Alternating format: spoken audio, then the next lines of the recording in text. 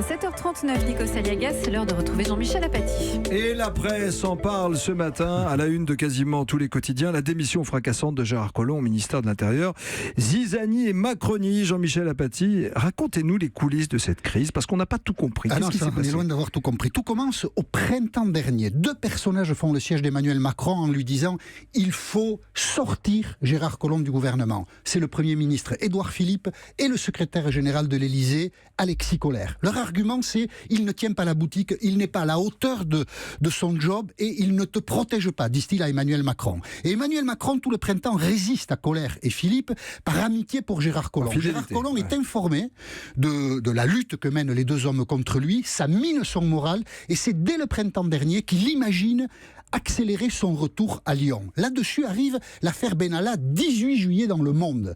Pour tout le monde, il est acquis que ce sont des policiers qui ont informé Le Monde de la présence d'Alexandre Benalla le 1er mai aux côtés des policiers. Et donc, pour Édouard Philippe et Alexis Collère, c'est la preuve supplémentaire que Gérard Collomb ne tient pas ses troupes. 23 juillet, Gérard Collomb est devant la commission d'enquête de l'Assemblée nationale. Et là, la défense du ministre de l'Intérieur est aberrante. Moi, premier flic de France, je ne savais rien, je n'étais au courant de rien, on ne m'a rien dit, je découvre tout. Et quand des députés l'interrogent sur Alexandre Benalla, mais Alexandre Benalla, qui était directeur de la sécurité de campagne Emmanuel Macron, vous connaissiez. Alors là, c'est le mensonge XXL de Gérard Collomb, on l'écoute. Je ne le connaissais pas. Je n'en avais jamais entendu parler avant. Je n'en savais strictement rien. Je ne l'avais jamais rencontré. Voilà, gros mensonge sur toute la ligne. Emmanuel Macron va beaucoup reprocher à Gérard Collomb la ligne de défense qu'il choisit dans l'affaire Benalla. Et évidemment, Édouard Philippe en profite pour lui dire « Écoute, il faut le virer là, Gérard. Ça va pas du tout. » La rupture...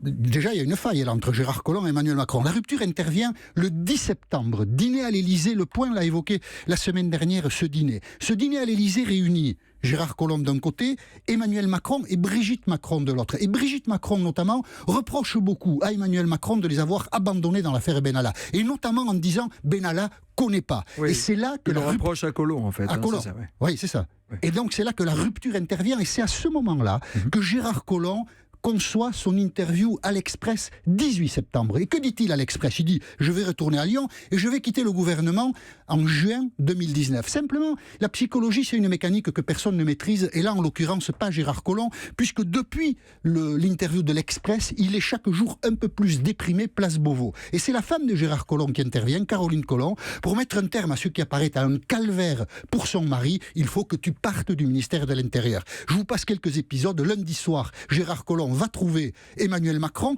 qui le retourne une dernière fois, mais quand il revient place Beauvau, sa femme lui dit non, c'est pas possible, là tu t'en vas. Donc hier, c'est terminé, Gérard Collomb démissionne, il faut le remplacer, et l'une des conséquences de tout cet épisode, c'est la faille qui s'est créée entre Édouard Philippe et Emmanuel Macron, parce que les deux hommes n'ont pas du tout la même sensibilité pour gérer les hommes et les situations. Mais au-delà des enjeux du pouvoir, de la politique, des idéologies, j'ai l'impression que c'est l'affect qui était au centre de ce débat. Dans l'affect, oui, parce qu'Emmanuel Macron a soutenu, au-delà de toute raison, Gérard Collomb, qui, de l'avis général, ne restera pas comme un grand ministre de l'Intérieur.